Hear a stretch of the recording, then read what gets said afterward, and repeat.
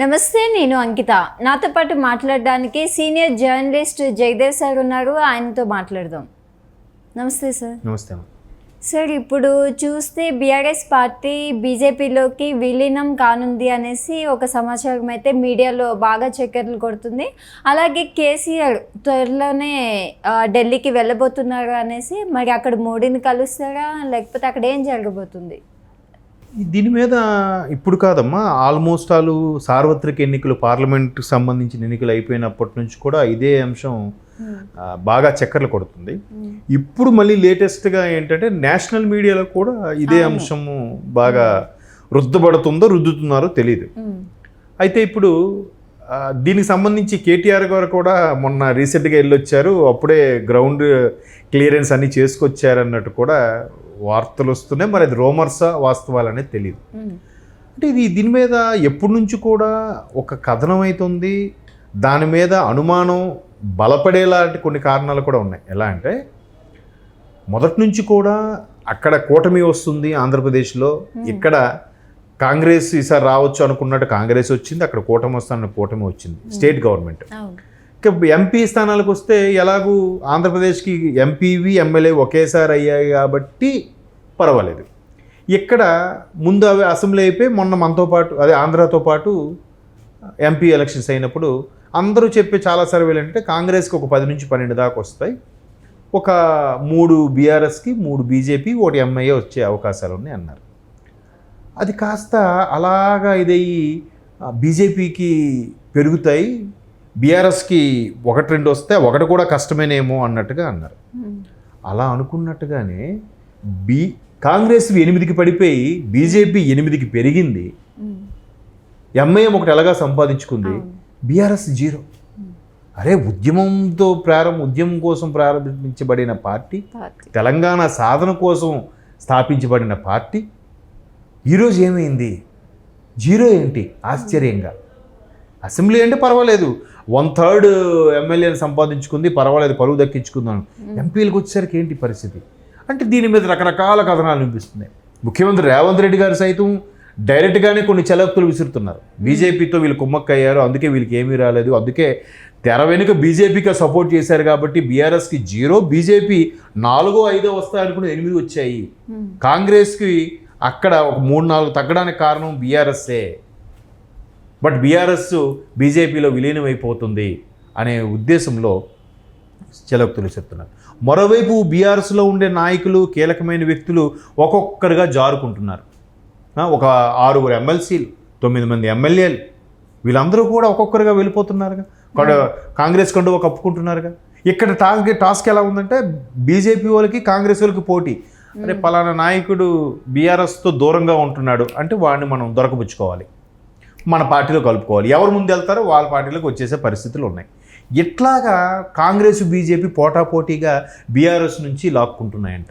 Sir, ఇక్కడ చూస్తే మరి ఏపీలో బీజేపీ కూటమితో ఉంది, అయితే ఇప్పుడు తెలంగాణలో కూడా టీడీపీని బలోపేతం చేయాలి అనుకుంటున్నారు.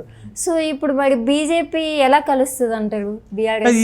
దీని మీద కూడా వార్తలు వచ్చాయమ్మా. ఎలా అంటే చంద్రబాబు నాయుడు, కేసీఆర్ గారు, ఒకప్పుడు చంద్రబాబు నాయుడు గారి హయాంలోనే కేసీఆర్ గారు పనిచేశారు.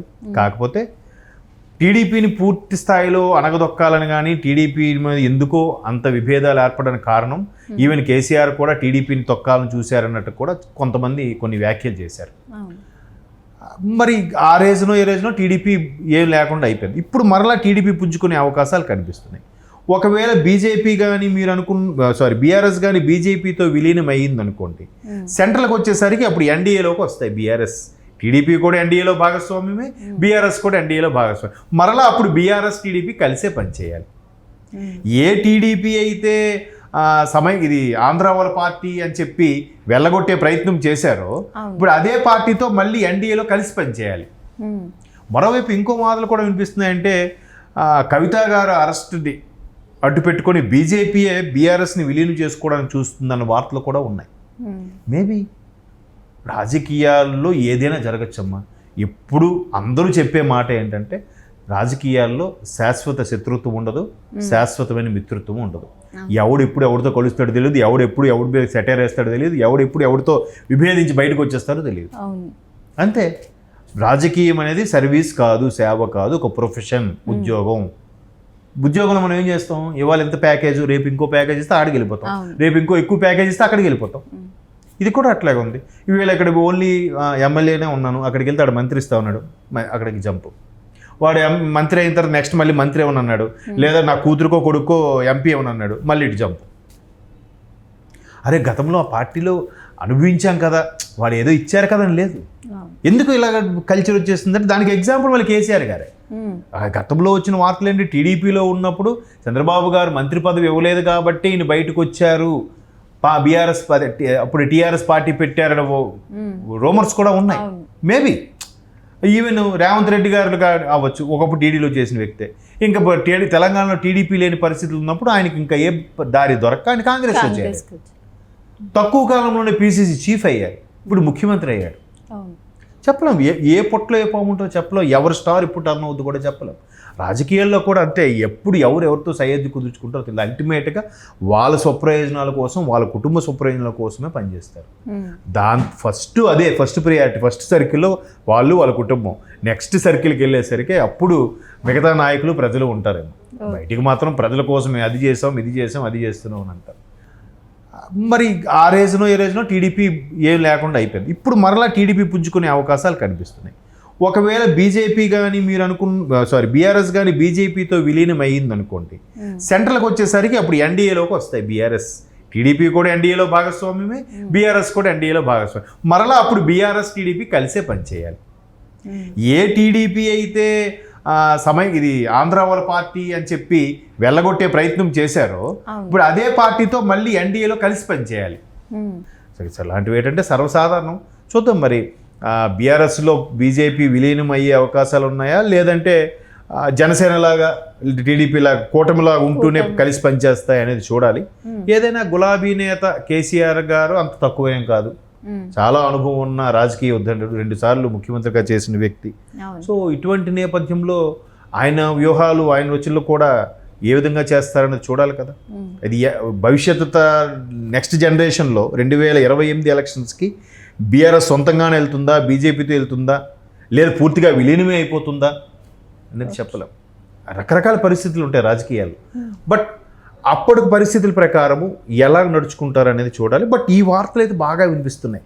త్వరలో కేసీఆర్ గారు ఢిల్లీ వెళ్తారు, ఆల్రెడీ కేటీఆర్ గారు వెళ్ళి సెట్ చేసి వచ్చారు. మరలా బీఆర్ఎస్తో కలిసి పనిచేయచ్చు, లేదా ఒప్పందం ప్రకారం మాకింది సీట్లు మీగని అన్నట్టుగానే గౌరవంగానే మీడియాలో కూడా వినిపిస్తున్నాయి అంటున్నారు. చూద్దాం మరి ఏదైనా పార్టీ మనుగడ వాళ్ళకి అవసరం, లేదా కేంద్రంలో ఒక పెద్ద పార్టీ సపోర్ట్ ఉంటే వీళ్ళకి కొంత సెక్యూర్ జోన్. చూద్దాం మరి కేసీఆర్ గారు ఎటువంటి నిర్ణయం తీసుకోబోతారన్నది రాబోయే రోజుల్లో చూడాలి. ఓకే.